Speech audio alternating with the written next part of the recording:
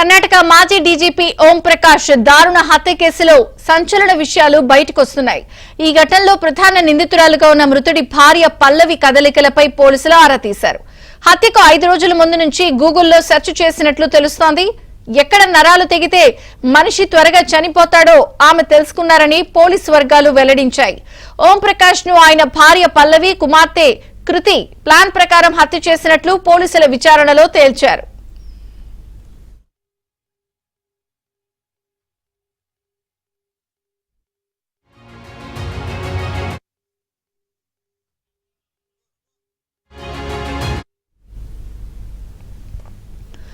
పోలీసుల అదుపులో ఉన్న భార్య పల్లవి తానే హత్య చేసినట్లు విచారణలో అంగీకరించారు.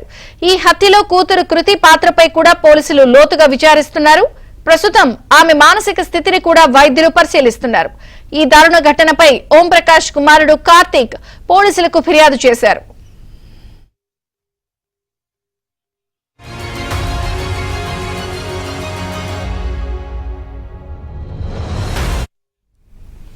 ప్రస్తుతం పల్లవిని కోర్టు 14 రోజుల జ్యుడిషియల్ కస్టడీకి అప్పగించింది. ఇక దర్యాప్తులో భాగంగా పోలీసులు ఆమెను ఘటనా స్థలానికి తీసుకెళ్లి ప్రశ్నించారు. హత్యకు ముందు నిందితురాలు వాట్సాప్ గ్రూప్స్ లో పలు సందేశాలు ఉంచారని తెలుస్తోంది. సొంత ఇంట్లోనే తనను బంధించారని, నిరంతర నిఘాలో ఉన్నానని ఆమె చెప్పినట్లు తెలుస్తోంది. తన కుమార్తె భద్రతపై ఆందోళన వ్యక్తం చేసినట్లు సమాచారం. ప్రస్తుతం తల్లి కూతుళ్లను పోలీసులు విచారిస్తున్నారు. No, based on the complaint, what has been murder case has been registered. In the complaint, the complainant, that is son of the deceased, has pointed suspicion towards 2 individuals, that is mother and his sister. And presently, based on the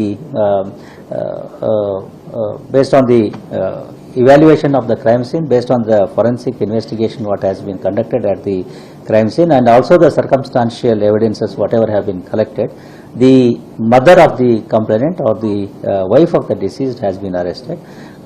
Subsequent investigation has to throw light on the involvement of any other person if at all it is there.